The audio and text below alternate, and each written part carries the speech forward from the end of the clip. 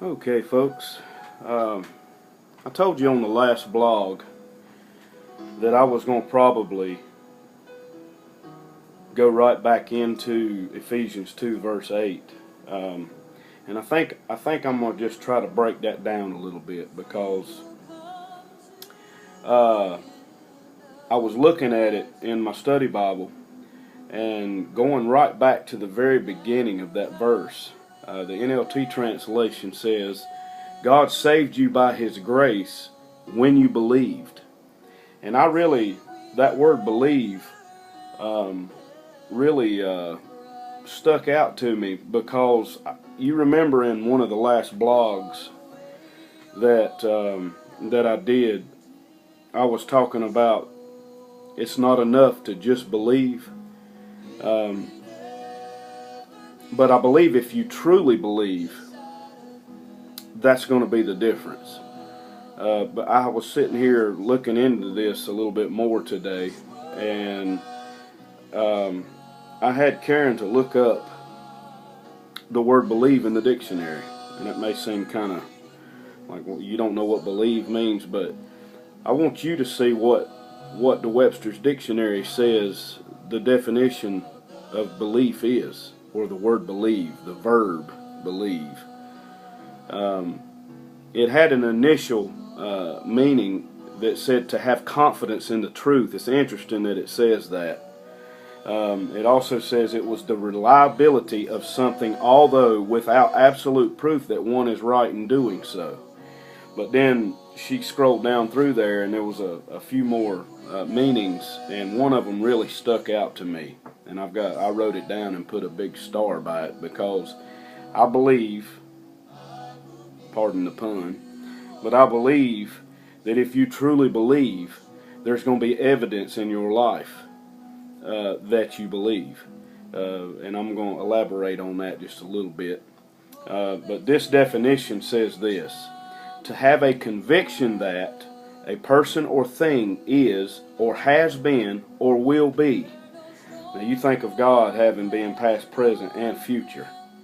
To have a conviction that a person or thing is, or has been, or will be engaged in a given action or involved in a given situation. So basically, if I believe that Jesus Christ died on a cross, He has done it. He is also doing that as we go through the process of sanctification. We are in the process of believing, and we also believe that what's to come is going to come in, is truly going. We firmly believe that that's going to come to pass. Now that's what I want to elaborate on, because there's a lot of people today, when you ask them if they're a Christian, they'll tell you yes. When you watch what they do, is absolutely contradictory to that answer.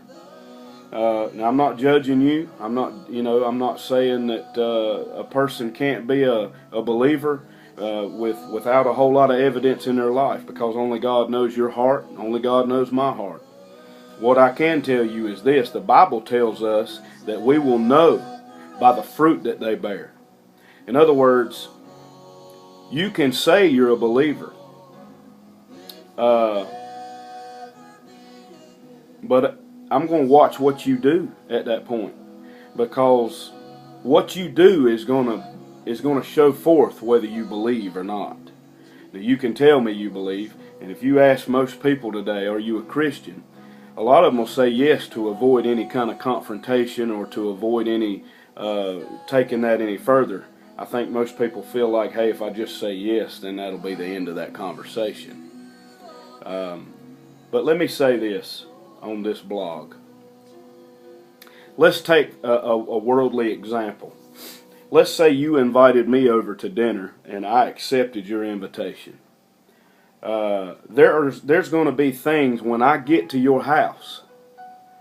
If you invited me to dinner, when I show up at your house at the pre-selected time that we set aside to meet for dinner, when I show up there, if you truly believed that I was coming, there would be evidence when I got there. For example, you would probably have dinner in the process of being done or completely done when I show up. Now, if you believe I'm coming, that evidence is going to be there. Not only that, but I don't know about y'all, but when we invite people to our home for whatever reason, we will take the steps to try to make sure that the house is presentable. Some people don't care about that. We do. And if you're coming to my house, or if I'm coming to your house and you feel the same way, you're probably going to have your house cleaned up. Now, you would not go through all that trouble to clean up your house if you didn't believe that I was coming. You see where I'm going with this? You can say that you believe today, but there's going to be evidence that you believe. Now, there's one other thing that I wrote down, and I'm going to end this blog with this. If I expected people to come over to my house, I'm going to make myself presentable. If you thought I was coming to your house, you're probably going to have on a certain set of clothes. Did you know that there is a certain set of clothes that we're supposed to have on as believers? Jesus told us to put on the whole armor of God. If you believe in Him and His work, you're going to have these things in your life. There's going to be an armor on you, helmet of salvation, breastplate of righteousness. We're going to have our loins girded with truth. Our feet's going to be shod with the preparation of the gospel. That's what the full armor of God is. Not only that, but the shield of faith, the sword, which is the word of God. We're going to have these things about us, in us, around us. It's going to be evident in our life. I'll let you ponder on that. And as always, I'll tell you, I'm telling you these things because I love you from the bottom of my heart. Jesus Christ loves you, and He gave everything He had for you. God bless you, and I'll see you on the next blog.